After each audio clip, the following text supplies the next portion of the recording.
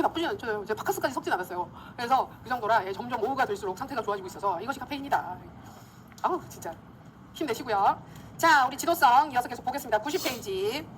그리고 피들러랑 허쉬와 블렌차드는 처음에 보면 친해지기가 어려운 게 맞아요. 저는 되게 별거 아닌 것처럼 쓱쓱 그래서 따라갈 때는 그런 것 같아요. 근데 다시 한 번만 보면 왜 뭐? 라는 생각이 드는데 여기가 근데 사실은 한 번 볼 때가 되게 다르고 두 번 볼 때 완전히 다르게 보여요. 세 번째는 굉장히 친숙해져요. 그래서 정말 한 번, 두 번, 세 번이 다른 파트이기 때문에 초반에 조금 어려우시더라도 이해되는 만큼 봐주시고 다음번에 보면 아 내가 왜 이걸 어려워했지? 라는 생각이 분명히 드는 시점이 옵니다. 그래서 염려하지 마시고 힘을 냅시다. 아마 우리 지금 전체 행정 이론을 보는 과정에 있어서 제일 까다로운 이론이 허쉬와 블렌차드예요. 모형이 제일 복잡하게 그려진 게 허쉬와 블렌차드라서 그 앞으로는 그런 거 없어요. 앞으로는 그런 거 없고 죄의 암기예요. 그건 그것대로 실초. 근데 이만큼 복잡하게 이해되는 건 없으니까 앞으로는 편하게 보시면 되겠습니다. 자, 슈퍼 리더십, 초우량 지도성.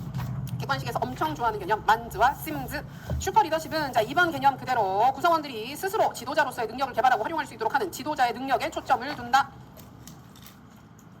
그래서 포인트는 뭐냐면 3번 셀프 리더십이라는 개념 나와 있죠. 그래서 구성원 하나를 자신의 지도자로 만드는 게 지도자의 역할이다라고 보는 거예요. 그래서 구성원 하나하나가 자기 자신을 지도하는 지도자가 되게끔 교장이 행사하는 지도성이 슈퍼 리더십. 그럼 교장은 뭐가 될까요? 지도자들의 지도자가 되겠죠. 리더 중에 리더. 짱이 될 수 있습니다. 그래서 그냥 그게 포인트예요. 지도자가 되고 구성원들은 스스로를 경영하는 셀프 리더십을 행사하게 된다. 근데 여기에서 주의하셔야 되는 셀프 리더십의 개념 나중에 헷갈리실 수가 있는데 교장처럼 지도성을 행사한다는 뜻이 아니고 내 업무에 대해서 누가 시키지 않아도 내가 알아서 한다는 걸 뜻해요. 내 일에 대해서.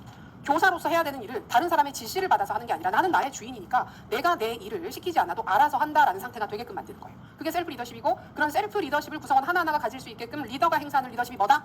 슈퍼 리더십, 초우량 리더십. 좋습니다. 나머지는 의 비판점 읽어보시면 됩니다. 여긴 진짜 개념 중심으로 잘 봐주시면 무리 없고요. 이어서 나오는 문화적 리더십, 서지오바니 문화적 리더십. 여기는 개념 2번 체크. 인간의 의미 추구 욕구자 키워드입니다. 의미 추구 욕구를 만족시켜서 구성원들을 조직의 주인으로 만들고 조직의 제도적 통합을 가능하게 하는 지도성이다. 자, 키워드 의미 추구 욕구. 인간은 의미 있는 일을 하고 싶어 한다. 그래서 리더가 구성원들에게 학교 상황이라고 얘기를 하면 교사들이 하는 일이 얼마나 가치 있고 의미 있는 일인지에 대해서 잘 이해를 시키는 거예요. 그럼 내가 하는 일이 가치가 있으니까 조직의 업무에 열심히 참여를 해야겠어 라는 마음이 들게끔 만드는 게 문화적 리더십이 되겠습니다.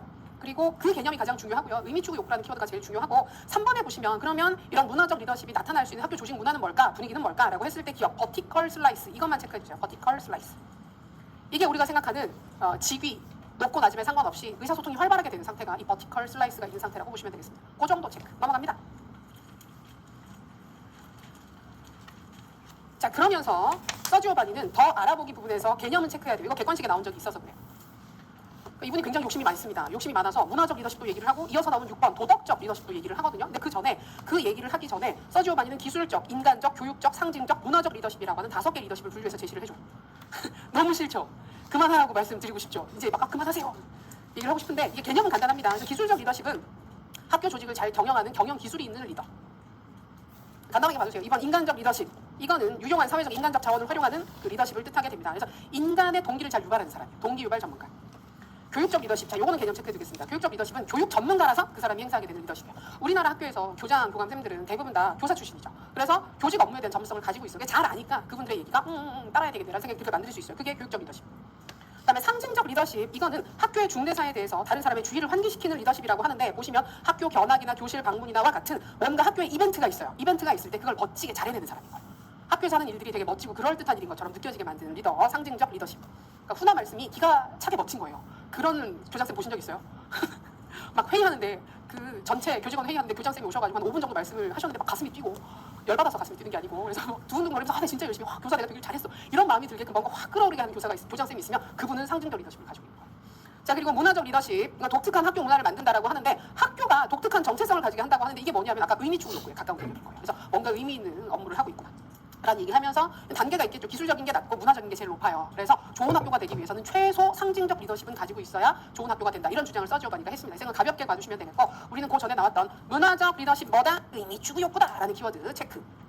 그리고 도덕적 리더십이 등장을 합니다. 아우 여기가 번거로워요. 도덕적 리더십. 또 서지오바니죠. 이분이 자, 2번 개념을 같이 찬찬히 읽어봅시다. 지도성의 과정에서 지도자의 도덕성과 추종자들의 자율성 확보를 통해 지도자가 자신의 도덕적 품성, 능력을 바탕으로 추종자들의 존경과 신뢰를 획득하고, 뭔가 말이 길죠. 나아가 추종자들의 능력을 개발하고 추종자들의 자율적 직무 수행을 조장해서 추종자들을 셀프 리더가 되게끔 자극을 하고 지도자 자신은 리더들의 리더가 돼서 궁극적으로 효과적이고 도덕적인 조직이 될 수 있도록 하는 지도성이다 라고 얘기를 했어요. 자, 우리 앞에서 봤던 개념들 중에서 뭔가 비슷한데? 라는 느낌이 드는 게 있어야 합니다. 뭐랑 비슷해요? 맞아요. 슈퍼 리더십이랑 되게 비슷해 보여서 뭐야 똑같은 거 아니야 라는 생각이 들 수 있습니다. 근데 뭐가 다르냐면 도덕적이고 효과적인 조직이 된다는 말을 도덕적 리더십에서만 해요. 짜증나죠? 근데 희망적인 건 객관식에서 이걸 안 물어봤어요. 객관식에서는 슈퍼 리더십만 물어봤어요. 자주. 그래서 구성원들을 셀프 리더가 되게끔 하는 그 리더의 리더십이다 라고만 설명이 되어 있으면 초우량 지도성 슈퍼 리더십이라고 찾으실 수 있습니다. 그리고 앞에 보면 지도자의 도덕성을 엄청나게 강조를 하고 있죠. 그래서 이 부분 때문에 도덕적 리더십의 사례 또는 변혁적 리더십의 사례가 나왔을 때 쌤들이 그걸 도덕적 리더십으로 찾으시는 경우도 있어요. 왜냐하면 이상적인 영향력 부분에 리더가 도덕성이 되게 높아야 돼 라는 걸 강조하고 있어서 그 키워드만 보고 도덕적 리더십인가 봐 라고 찾으시는데, 그렇게 찾으시면 안 됩니다. 도덕성만 강조하진 않아요. 변혁적 리더십에서는 도덕성만 강조하지 않고 코어 I 중에 최소 3개 정도도 보여요. 찾으라고 할 때 그렇게 보일 것이고, 그다음에 도덕적 리더십은 도덕성만 보이는 게 아니고 그 뒤에 셀프 리더십, 리더들의 리더, 도덕적이고 효과적인 조직 이런 말까지 보이게 될 겁니다. 그걸로 3가지를 구분하실 수 있습니다. 자, 그리고 3번에 보시면 학교 유형 분류라고 해서 도덕적인 학교, 도덕적이고 효과적인 학교, 비도덕적이고 비효과적인 학교, 정략적인 학교 등등 있죠. 이 중에서 뭐가 제일 좋아 보이세요? 2번, 그죠? 도덕적이고 효과적인 학교가 좋아 보이죠. 근데 뭐가 섞여 있습니까? 상징적 리더십과 문화적 리더십 2개가 섞여 있어요. 그래서 앞에서 봤던 문화적 리더십과 상징적 리더십을 더하면 도덕적이고 효과적인 학교가 돼요. 그때 행사하는 교장의 리더십이 뭐다? 도덕적 리더십이다 라고 얘기를 하고 싶은 거예요. 여기는 출제 가능성이 높진 않습니다. 앞에 초우량까지 잘 봐주세요. 슈퍼 리더십까지가 중요하고, 여기 지금 서지오바니가 얘기를 했었던 몇몇 가지의 리더십은 이런 게 있구만. 근데 헷갈릴 수 있는 키워드가 있으니까 문화적 리더십은 뭐가 키워드다? 의미, 추구, 욕구가 키워드다. 도덕적 리더십은 되게 초우량처럼 느껴지는데, 슈퍼 리더십처럼 느껴지는데 그 뒤에 뭐가 더 붙어 있어요. 도덕성이라든지 도덕적이고 효과적인 조직에 대한 이야기라든지 그런 부분들이 보이면 혹시나 모르니 도덕적 리더십으로 찾으실 수 있겠습니다. 마지막, 분산적 리더십 중요하다. 분산적 지도성, 분산적 리더십. 자, 여기는 학자가 대단히 많습니다. 왜? 지금도 새로운 학자들이 연구를 하고 있기 때문에. 그래서 보통 스필렌스 얘기가 많이 나오는 편이에요. 그래서 그런 이름으로 찾으시면 될 것 같고요. 자, 2번 보시면 지도성은 어떤 특정인 개인의 영역이 아니라 조직 안에서 여러 지위에 놓여있는 구성원들의 환경과의 다양한 상호작용의 결과다. 그래서 3번을 보시게 되면 첫 번째 줄 끝머리, 지도자 개인의 역량이나 시스템 안에 머물러 있는 것이 아니고 교장, 교사, 그리고 학교 상황, 교사의 상호작용에 의해서 지도성이 분산되어 발휘되는 것을 뜻한다.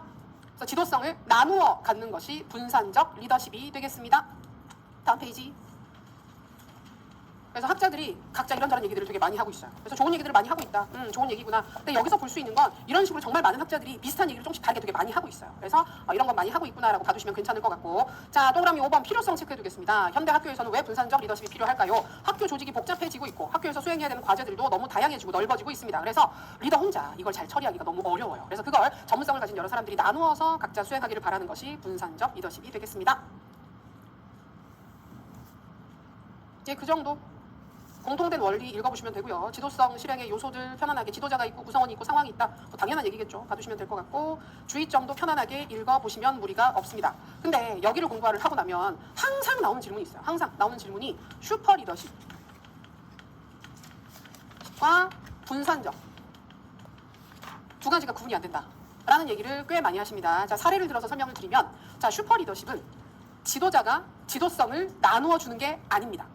우리가 리더가 학교에서 하는 지도성 행사는 뭐냐 하면 중요한 일의 의사결정을 하는 것들이 많이 있어요. 정책을 결정하고 앞으로 나아갈 방향들을 결정하는, 그런 걸 결정하는 걸 구성원들과 나누지 않아요. 대신에 구성원 자신의 업무를 알아서 하기를 바라는 거예요. 그래서 이걸 한 가정으로 예를 들어서, 가장이 리더고 자녀들, 여러 명의 자녀들이 있다. 그럼 자녀들이 팔로워라고 생각을 해봅시다. 그러면 가장이 초우량 슈퍼 리더십을 행사한다라고 하는 건, 가장이 이렇게 저렇게 잘 행동을 했더니 아이들이 아침에 깨우지 않아도 일어나요. 학교 갈 시간에 일어나서 밥 먹으라고 안 해도 그 전에 자기 방을 딱 정리를 하고 가방을 딱 싸고 그 다음에 와서 밥을 딱 먹고 그릇을 그 싱크대에 최소 갖다 놓고, 그 다음에 지각하지 않고 학교를 가고, 학교 갔다 오면 집에서 부모가 시키지 않았는데 숙제를 하고, 시험 기간이 되면 시험 공부를 하고, 이걸 하고 있는 상황인 거예요. 그럼 이거는 슈퍼 리더십이에요. 그래서 리더가 뭘 시키지 않았는데 교사들이 자기 할 일을 알아서 척척척 잘 하면서 스스로의 리더가 되고 있으면 초우량 슈퍼 리더십이라고 볼 수 있습니다. 근데 그것과 달리 분산적 지도성은 뭐냐면, 리더가 자신이 가지고 있는 리더십을 나누어서 가지는 거예요. 그래서 교장이 의사결정을 해야 되는 사안이 10개 정도가 있다. 그럼 그중에 5, 6개, 7, 8개를 교사들하고 나누어서 갖는 거예요. 어떤 팀에게 의사결정 사안을 그냥 완전히 넘겨줄 수도 있고, 아니면 교사 하나하나에게 불러다가 선생님이 이거 잘하시니까 이쪽 의사결정 하시고요. 제가 좀 능력이 딸려서 그러니까 요거는 하시고, 이런 식으로 나누어서 함께 의사결정을 하고 있으면 그거는 분산적 리더십이 되는 거예요. 그래서 이런 가정의 사례를 들면 가장이 자녀들을 불러놓고 다 앉아가지고 우리가 지금 가정 형편이 이러저러한데 이 상황에서 우리가 이사를 갈까 말까에 대해서 결정을 할 건데 너희들의 의견을 듣고 같이 결정을 할게. 어떻게 할까? 그러면 제 생각에는 이게 좋을 것 같고요. 그럼 지금 그러고 나서도 막 우리 지금 가정에 자산이 이런 상황인데 어디에다 어떻게 투자를 할지를 우리 같이 얘기를 해보자. 그럼 자녀가 저는 주식이 좋다고 생각합니다. 저는 코인이죠. 뭐 이런 식으로 얘기를 하면서 서로 각자 의사결정 사안에 대해서 마치 리더처럼 리더가 해야 되는 일들을 나누어서 함께 하고 있으면 그건 분산적 리더십이 되는 거예요. 두 가지 구분되시죠? 다른 개념입니다. 좋습니다. 자, 그리고 다음 페이지 감성지도성 나오는데요. 골먼 바로 그 분입니다. 그래서 여기 보시면 감성지도성의 구성 요인이라고 해서 자기 인식 능력, 자기 관리 능력, 사회적 인식 능력, 관계 관리 능력 나오죠. 이거 우리 어디서 봤습니까? 봤잖아요. 우리 심리에서 정서지능 할 때, 골맨의 정서지능 할 때 정서지능은 총 5가지가 있는데 내 정서 아는 거, 내 정서 조절하는 거, 자기 동기화하는 거, 타인의 정서 아는 거, 타인의 정서 조절하는 거, 그래서 5가지 있었죠. 그 중에서 동기화만 빠졌어요. 동기화만 빠지고 똑같은 거예요. 쌤들 혹시 지금 그 뇌를 빼고 그죠? 우리 약간 무의식과 전의식의 그 언저리에 앉아가지고 하고 계시면 머릿속에서 파도 소리가 들리고 막 그러신 거 아니죠? 그죠? 좋습니다. 팔로워의 기술은 편안하게 읽어보시면 좋겠습니다. 자, 그리고 즐거운 동기이론으로 들어갑니다. 동기이론은 구조할 때도 말씀드렸던 것처럼 동기 구조가 좀 바뀌었어요. 이론의 구조가 바뀌어서 이론 구조 바뀐 거에 조금 관심을 가지고 보시고 나머지 동기 이론들은 포인트 중심으로 봐두시면 크게 무리 없습니다. 왜? 한 번도 안 나왔어요. 객관식에서는 많이 나왔는데 꽤 나올 법한데 논술 시험에 아직 나온 적이 없어서 좀 애매한 부분 중에 하나입니다. 교사의 직무 동기는 뭘까요? 일을 하고 싶은 동기를 뜻합니다. 일을 하고 싶은 마음이 들고 일을 계속해서 하고 싶어하고 어떤 방향성을 가지고 일을 하고 싶은 마음이 생기면 직무 동기가 있다. 자, 3번에 보시면 동기 이론의 구분이라고 해서 과거의 구분은 내용이냐 과정이냐 두 가지로 분류를 했어요. 우리 교재도 작년까지는 이런 구조로 되어 있었습니다. 근데 바뀌어요. 다음 페이지. 호이와 미스켈이 분류를 새로 했습니다. 욕구 이론이다, 신념 이론이다, 목표 이론이다. 3가지로 분류를 해서 보여주게 됩니다.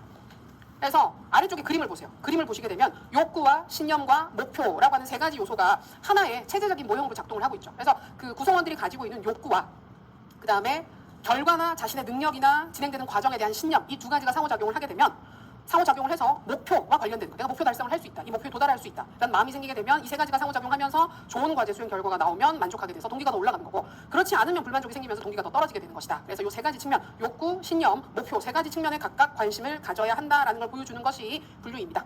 그래서 이거는 그냥 욕구가 있고 신념이 있고 목표가 있다, 3가지 측면으로 접근을 한다 정도만 혹시나 하는 마음으로 봐두시면 되겠고, 근데 예전에 2단계 2차원으로 분류를 할 때도 그것 자체를 잘 물어보진 않았어요. 그래서 좀 편안하게 봐두신 상태에서 우리는 개별 이론 하나하나를 체크합니다. 근데 제일 먼저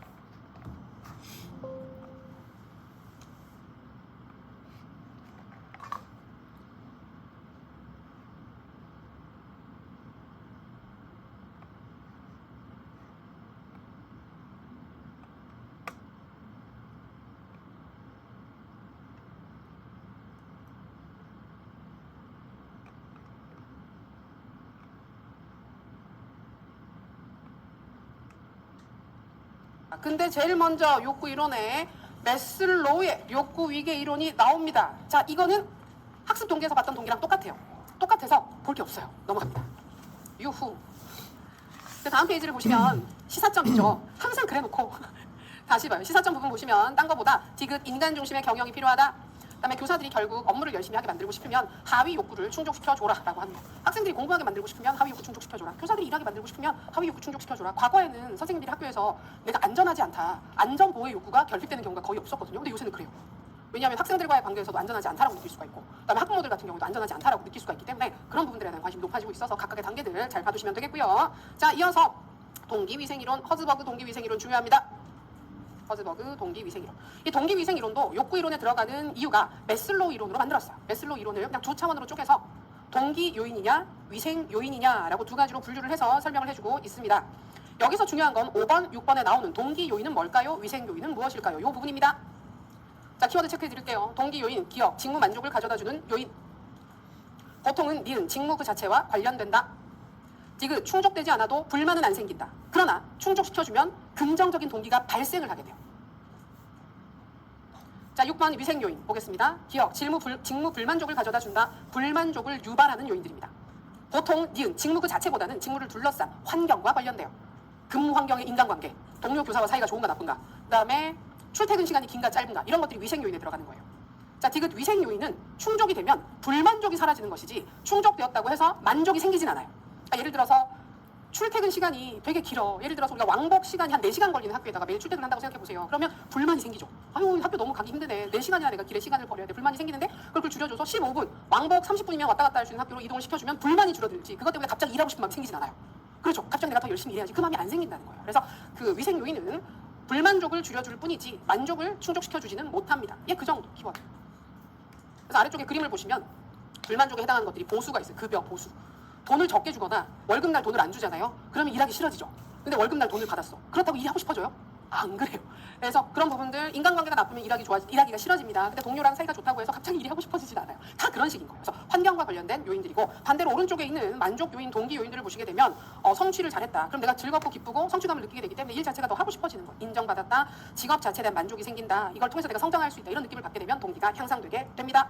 자, 동기 요인과 위생 요인이 구분된다라고 하는 거 정확하게 구분해 두시고요. 다음 페이지 넘어갑니다. 여기에서는 자, 8번 활용 직무 재설계 파트가 중요합니다. 직무 재설계. 이거 직무 재설계는 근본적으로 뭐냐면 아까 위생 요인하고 동기 요인이 있다 그랬죠. 그럼 실제로 이 동기 위생 이론에서는 위생 요인이랑 동기 요인 중에 뭘 더 중요하게 봤을까요? 아, 이제 속지 않으시. 둘 다? 둘 다 중요하게 본 건 맞아요. 둘 다 중요하게 본 건 맞는데 결국은 동기를 높여줘야 되잖아요. 동기를 높여주기 위해서는 위생 요인을 아무리 제거를 해줘도 해결이 안 된다는 거예요. 여기 동기 요인을 충족시켜주고 만족시켜주는 게 중요한데 동기 요인의 핵심은 직무입니다.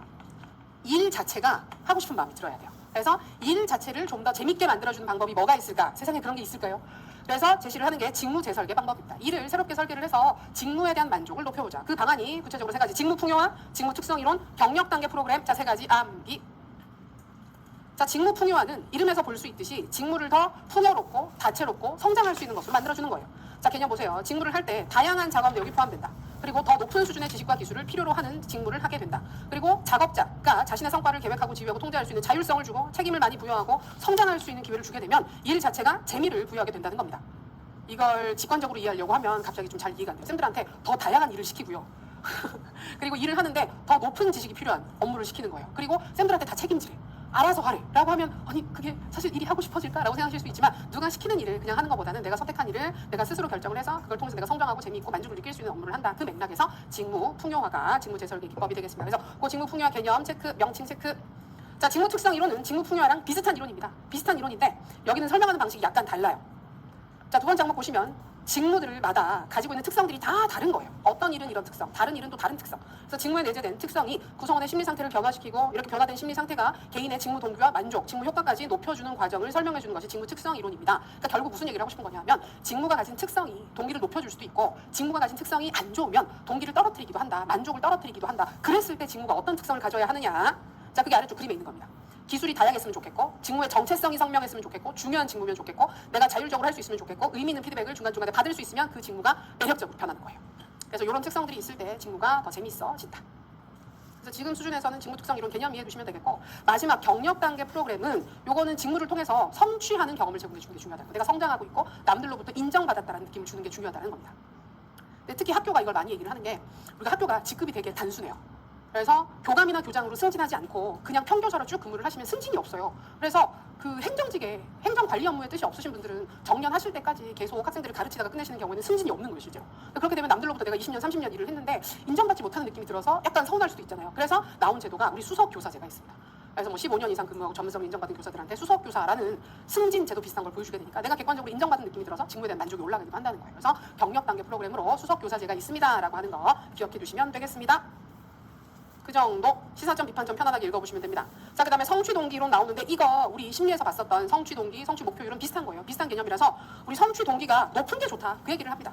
그래서 이번에 보시면 성취 동기가 높은 사람들이 어떤 특성을 가진지가 간단하게 나와 있는데 자, 기억해 보시면 책임감이 높다. 책임감이 높다. 니은을 보시면 적당히 어려운 중간 난이도 과업을 선택한다. 그 다음에 디귿 강력한 피드백, 정확하고 도움이 되는 피드백을 원한다. 그 정도가 나와 있어요.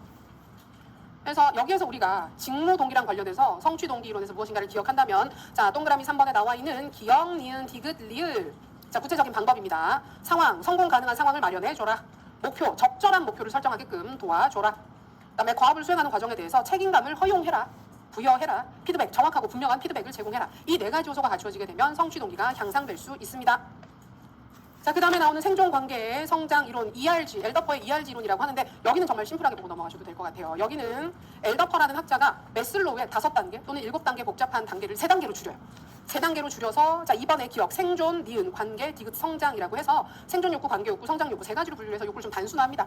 그래서 생존이 제일 낮고 성장이 제일 높은 건데 이게 순차적으로 추구되긴 하는데 3가지가 동시에 추구되기도 하고 그다음에 하위 욕구가 충족되지 않아도 상위 욕구가 발생하기도 하고 그다음에 상위 욕구가 충족되지 않으면 하위 욕구가 더 발생하기도 한다. 이런 식으로 설명을 하는 게 엘더퍼 ERG 이론이구나 정도 가볍게 봐두셔도 될 것 같아요. 괜찮으십니까? 괜찮으세요? 예, 쉬는 시간에 스트레칭도 좀 하시고요.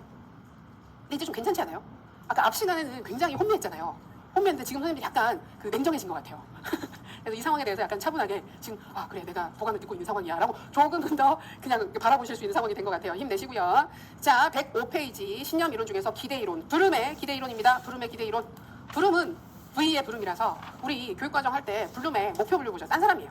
그분하고 이름은 비슷하지만 브룸 다른 사람이기 때문에 구분해서 봐주시고요. 브룸의 기대이론. 자, 실제로는 우리가 여러 가지 동기 이론들을 보긴 하지만 제일 중요하게 보는 주요 동기 이론을 얘기를 하라 그러면 좀 전에 봤던 허즈버그의 동기위생 이론. 그 다음에 브룸의 기대이론. 이 두 가지를 제일 중요하게 봅니다. 자, 기대이론 보겠습니다. 기대이론은 요 그림을 잘 이해하시면 되는데요. 노력, 그 다음에 성과, 자, 보상. 이라고 하는 구조가 있을 때 그 학교에서 자 이거는 그 보통은 맞아 허즈버그 동기위생 이론은 그 교사들이나 직무 동기만 설명하지 학생 동기 설명 못합니다. 근데 매슬로우 욕구 이론은 학생 동기 설명할 수 있었죠. 얘도 학습자 동기 설명을 하기는 해요. 학생 동기 설명할 수 있어서 혹시 몰라서 조금 더 신경 써서 봐주시긴 하셔야 됩니다. 근데 학교에서 리더가 구성원들의 동기를 높이고 싶은 건 뭘 하게 만들고 싶기 때문일까요? 열심히 노력을 하게 만들고 싶어요. 노력을 해서 좋은 성과가 나타나게 되는데 이 성과라고 하는 건 사실은 개인적 성과에 가까워요. 그래서 이걸 학교 상황의 사례로 바꿔서 보게 되면 선생님들이 열심히 일을 하는 거예요. 일을 열심히 하고 있어요. 그러면 선생님들 입장에서 일을 열심히 하는 거에 대해서 1차적 산출물인 성과가 나한테 주어지게 됩니다. 그럼 예를 들어서 뭐가 여기 성과가 될 수 있느냐면 교원평가, 점수. 좋은 교원평가를 받을 수가 있어요. 근데 이게 기분이 좋기는 해요. 기분이 좋긴 한데 여기서 끝나는 게 아니고 궁극적으로 우리가 바라는 바가 있단 말이에요. 우리가 교원평가 점수를 잘 받으면 보상이 있어 나한테. 예를 들어서 승진과 같은 빠른 승진과 같은 보상이 있어서 호봉이 더 빨리 오른다든지 월급을 더 많이 받게 된다든지 이런 식의 보상이 있으면 이 승진을 위해서 내가 열심히 일을 하게 되는 상황이 되는 거예요. 그러니까 결국은 일을 열심히 하게 만들고 싶은데 그러기 위해서는 일을 열심히 했을 때 이 사람들한테 주어지는 1차적 산출물에 해당하는 성과가 있어야 할 것 같고 여기서 그치는 것이 아니라 이 성과에 대해서 유의미한 보상이 주어져야 한다. 근데 여기에서 보상을 잘 주는 게 그 자체로 중요한 게 아니고 뭐가 중요하다. 내가 노력을 했을 때 성과를 얻을 수 있다는 성과 기대를 가지게끔 해야 된다는 거예요. 만약에 조직이 이상한 조직이라서 일을 열심히 하고 잘한 사람한테 좋은 평가를 주는 게 아니고 교장쌤이랑 친한 사람들한테 좋은 점수를 준다고 생각해보세요. 그런 조직은 성과 기대가 형성되지 않아요. 그럼 일을 열심히 하지 않아요. 구성원들이. 자, 그 다음에 교원평가 점수를 잘 받았어요. 1차적 산출물이 나타났어요. 그리고 이것이 승진으로 이어지게 되면 뭐가 생긴다? 보상 기대가 형성되는 거예요. 그러면 내가 보상을 받기 위해서 좋은 성과를 얻어야 하고 그러기 위해서 내가 열심히 일을 해야지 라는 궁극적인 구조가 형성이 되는 것입니다. 근데 만약에 또 여기가 깨지는 경우들이 있어요. 보상 기대가 형성되지 않아. 예를 들어서 좋은 교원 평가 점수를 받았는데 역시 승진은 누가 먼저 하더라. 주말에 교장쌤이랑 등산 같이 했던 선생님이 먼저 승진을 하더라. 근데 교원 평가 점수는 그 선생님이 나보다 별로 안 좋았는데 그 선생님이 먼저 승진을 했네 라는 생각이 들게 되면 뭐가 형성되지 않는다? 보상 기대가 형성되지 않는 것입니다. 그럼 동기가 안 올라가요. 그럼 어떻게 해야 될까? 성과 기대와 보상 기대가 잘 형성되게끔 학교를 공정하게 운영을 해야 돼요. 공정하게 운영을 해야 되고 그 중간중간에 주어지게 되는 성과나 보상이 이 일을 하는 사람한테 어때야 될까? 매력적이어야 해요. 매력적. 그러니까 학교에서 선생님들이 좋은 교원평가 점수를 받았더니 보상으로 제시를 해준 게 야, 선생님 진짜 잘 가르치고 훌륭하신 선생님이니까 다음 학기부터는 수업을 좀 더 하시죠. 수업 시간을 좀 더 늘려드릴게요. 그 능력을 발휘할 기회를 드리겠습니다. 이러면 어때요? 안 하지.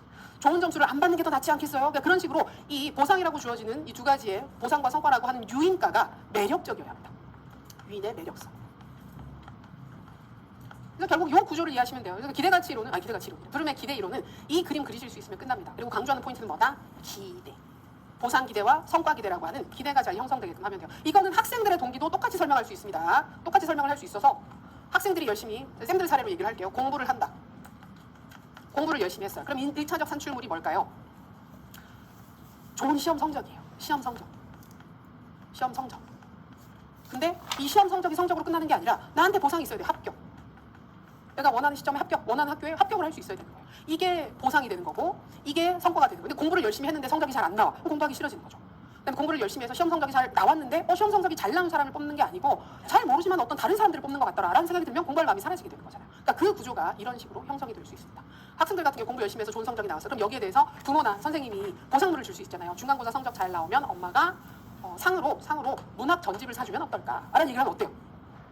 매력성이 너무 떨어지는 유인가의 매력성이 뚝 떨어지면서 아니 별로 원하지 않는데요 라는 생각이 들 수 있어요. 학원을 더 다니게 해줄까? 뭐 이런 얘기를 하게 되면 별로 아닐 수 있을 것 같습니다. 그래서 그 부분을 잘 이해해 주시면 되겠습니다. 그래서 아래쪽에 보시면 개인의 동기는 노력한 결과 얻게 되는 성취 수준에 대해서 인지된 성과의 기대, 방금 얘기했던 기대, 그 성과로 인해서 얻게 되는 보상에 대한 보상 기대 사이의 함수다, 상호작용이다. 그리고 이 두 가지는 개인이 느끼는 유인가에 의해서 조정이 되는 것이다. 그게 얼마나 나한테 의미가 있고 가치가 있는 일인가에 따라서 기대가 조정이 될 수 있습니다. 그거 이해하시면 돼요. 다음 페이지 보시면 거기에 대한 설명이 기억의 성과, 니은의 유인가, 성과 기대, 보상 기대 그 개념 다시 한번 봐두시면 되겠고 이 이론에서는 4번 시사점 여기 체크.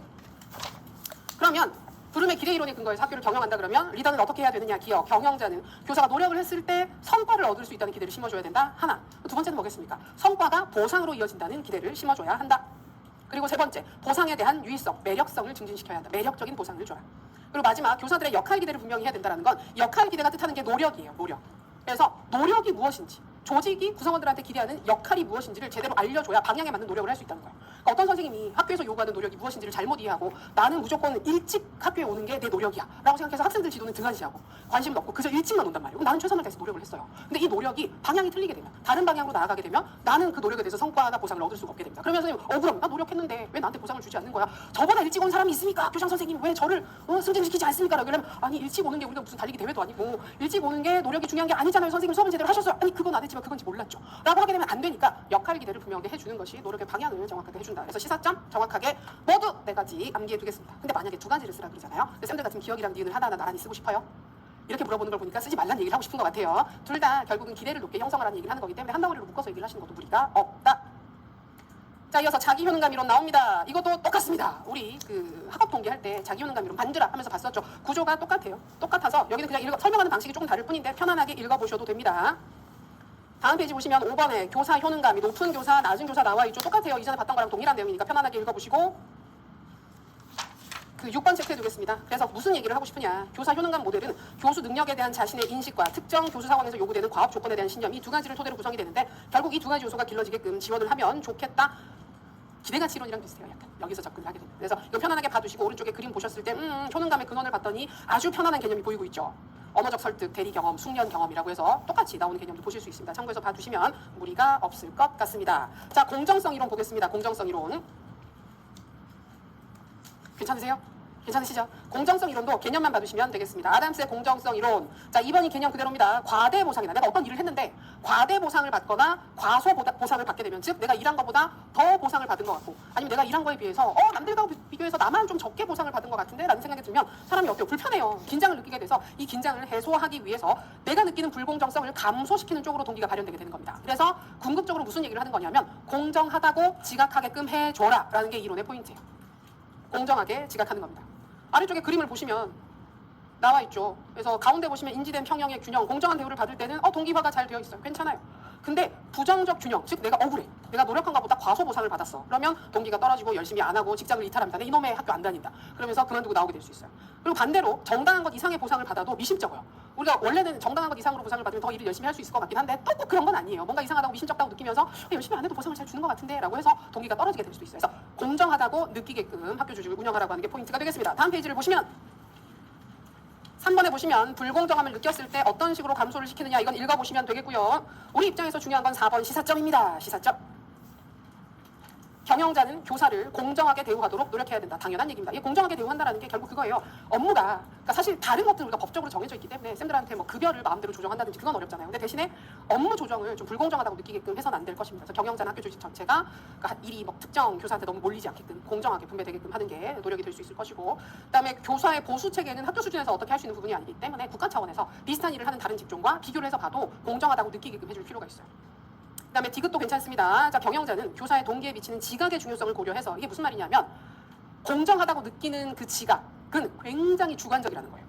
똑같은 상황인데 어떤 사람은 좋다고 느끼고 어떤 사람은 내가 너무 일을 했는데 보상을 못 받았어, 불공정하다고 느낄 수도 있다는 거예요. 그렇기 때문에 그런 주관적인 감각을 현실화시키기 위해서는 조직이 체계적이고 공정하고 투명하게 돌아가는 모습을 보여주면 내가 억울한 느낌이 덜 드는데, 내가 모르는 부분에서 무엇인가가 돌아가고 있는 것 같은 느낌을 받으면 내가 좀 억울한 것 같고 나 모르게 다른 사람들이 이득을 본 것 같고 이런 느낌을 받을 수가 있어요. 그래서 그 건설적인 조직 풍토와 문화를 구축하도록 노력을 해야 된다라는 얘기를 하고 있습니다. 무리가 없죠. 이 부분 확인해 두시면 되겠습니다. 성과 만족 이론은 개인적으로 봐두시면 되는데, 이거는 사실은 그거랑 똑같아요. 부름의 기대 이론이랑 똑같은데 그걸 조금 더 구체화해서 보여줄 뿐입니다. 자, 마지막 목표 이론.